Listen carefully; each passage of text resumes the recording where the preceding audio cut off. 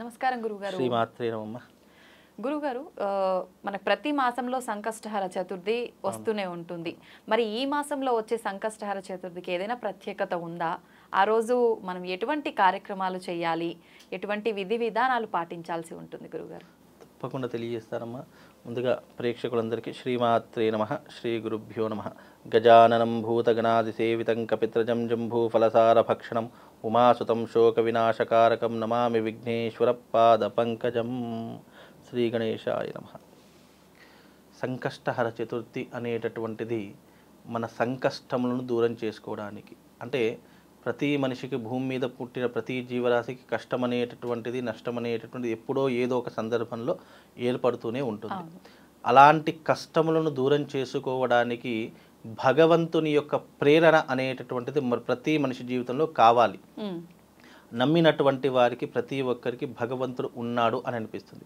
నమ్మలేనటువంటి వారికి ఏది కంటికి కనిపించినా ఇది ఎంతవరకు వాస్తవము అని పరిశోధన చేసి మరి దానిని వినియోగించుకునేటటువంటి వారు చాలామంది ఉంటారు.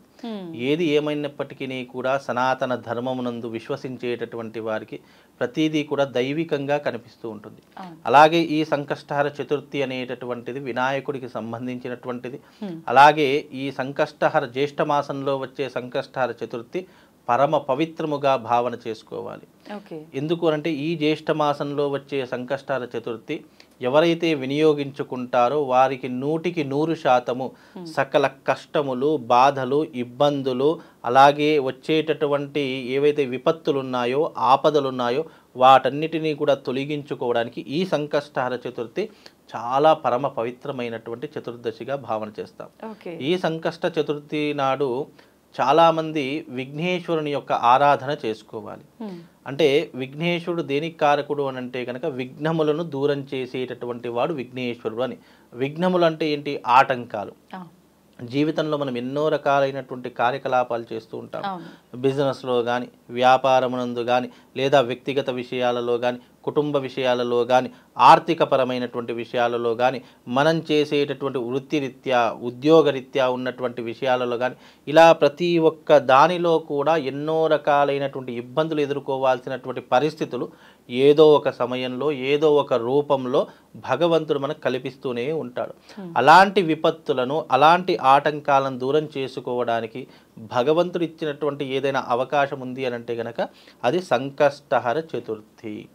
ఈ సంకష్టహర చతుర్థి రోజున ఎవరైతే సంకష్టహర చతుర్థి వ్రతాన్ని ఆచరణ చేస్తారో, లేదా గణపతి పేరు మీద ఉపవాస దీక్షను చేస్తారో, లేదా గణపతి యొక్క ఆలయానికి వెళ్ళి ప్రత్యేకమైనటువంటి అర్చనాది పూజాది క్రతువులు ఆచరిస్తారో వాళ్లకు సంకష్టములన్నీ కూడా దూరమైపోతాయి.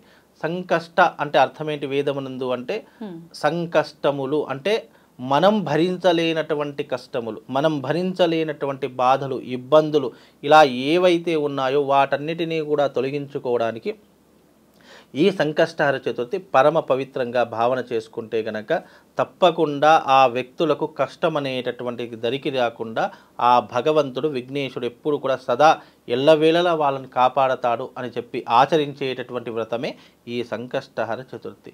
ఈ సంకష్టహర వ్రతం అన్నారు, నార్మల్ గా పూజ అన్నారు. వ్రతం అయితే ఎలా చేసుకోవాలి, పూజ అయితే ఎలా చేసుకోవాలి? అయితే చాలా మంది వ్రతము అనేటటువంటి ఎందుకు ఆచరిస్తారు అంటే ముఖ్యంగా స్త్రీలు ఎక్కువగా ఇలాంటివి ఎక్కువగా ఆచరిస్తూ ఉంటారు. పురుషులు కూడా చేస్తుంటారు. పురుషులు దీక్షను వహిస్తారు, అంటే ఉపవాసం ఉండడం కానీ, భగవంతుని ఆలయానికి వెళ్ళి ఇక్కడ వరకు వాళ్ళు ఆచరిస్తారు. చాలామంది స్త్రీలు ఏం చేస్తారంటే సంకష్టహర చతుర్థి వ్రతాన్ని కలశ రూపకంగా, సంకష్టహర చతుర్థి వచ్చిందంటే సాయంకాలము ప్రదోష వేళలో ఈ వ్రతాన్ని ప్రారంభం చేసి చంద్రోదయం అయ్యింది అని అంటే కనుక అప్పుడు ఉపవాస దీక్షను విరమించుకుంటారు. అప్పటి వరకు ఏమీ ముట్టకుండా, కనీసం పచ్చి మంచినీళ్ళైనా ముట్టకుండా ఉపవాస దీక్షను చేస్తూ ఉంటుంటారు. అయితే ఈ చంద్రోదయం అనేటటువంటిది ప్రతి సంకష్టహర చతుర్థికి 9, 8:30 లేదంటే 9, కొన్ని చలికాలంలో కానీ ఇలాంటి వర్షాకాలం 9:30 ప్రాంతంలో కానీ ఇలా చంద్రోదయం అవుతూ ఉంటుంది. మ్యాక్సిమం 9:30 వరకు చంద్రోదయం అయిపోతుంది. చంద్రోదయం అంటే చంద్రుడు ఉదయించేటటువంటి సమయం అని అర్థం. ఆ చంద్రుడు కనిపించేంత వరకు పచ్చి మంచినీళ్ళు కూడా ముట్టుకోకుండా ఉపవాస దీక్షను ఆచరిస్తూ ఉంటారు. అయితే వ్రతము అంటే అర్థం ఏంటి అంటే మనం చక్కగా ఒక పీటను ఏర్పాటు చేసుకొని దానిపైన గణపతి యొక్క ఒక పటాన్ని కానీ లేదంటే ఒక విగ్రహాన్ని కానీ పెడతాము. కలశ రూపకంగా చక్కగా ఒక కలశం పెట్టేసి దాంట్లో నీళ్లు పోసేసి చక్కగా దానిపైన మనము ఒక కొబ్బరికాయను పెడతాం, అంటే పూర్ణ కలశము అని అంటాం. పూర్ణ కలశాన్ని స్థాపన చేసి ఆ పూర్ణ కలశాన్ని గణపతి యొక్క స్వరూపంగా భావన చేసి దానికి షోడశోపచార పూజ, గణపతి పూజ, గణపతి యొక్క విగ్రహానికి అభిషేకాది క్రతువులు ఇలా ఆచరణ చేసుకుని ఒక వ్రతంలా మళ్ళీ గణపతికి సంకష్టహర చతుర్థికి సంబంధించినటువంటి వ్రత కథ కూడా ఉంటూ ఉంటుంది.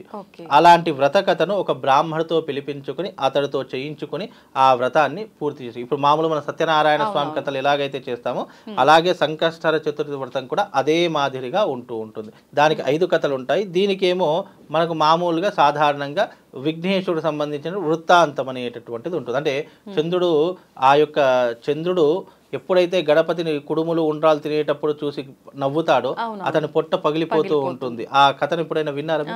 అలా విన్నప్పుడు ఏమవుతుందంటే ఎప్పుడైతే చంద్రుడిని అంటే ఈ యొక్క చంద్రోదయం సమయంలో చంద్రుడిని చూస్తారో ఆ చంద్రుడిని చూసేటటువంటి సమయంలో అందరికి నీలాపనిందలు వస్తాయి అనేటటువంటి ఒక భావనతో అంటే ఇది ద్వాపర యుగంలో శ్రీకృష్ణుడు చంద్రుడిని చూస్తే గనక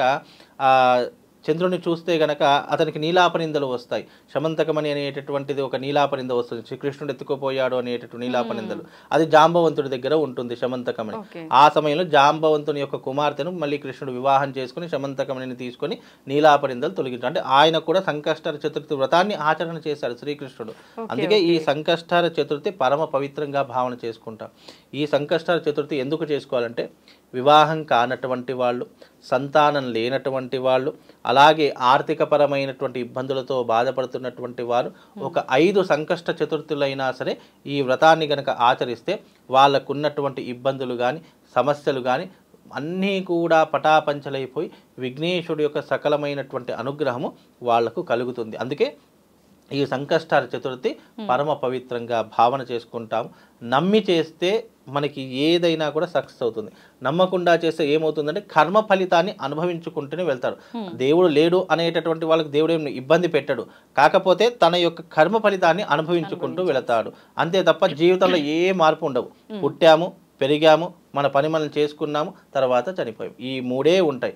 కానీ దైవాన్ని నమ్ముకున్నటువంటి వారికి ఆపదలు వచ్చినప్పుడు ఆ దైవం అనేటటువంటిది ఏదో ఒక రూపంలో సహాయ సహకారం తప్పకుండా 100% అందిస్తుంది. అందించదు అనే కాన్సెప్ట్ ఉండదు.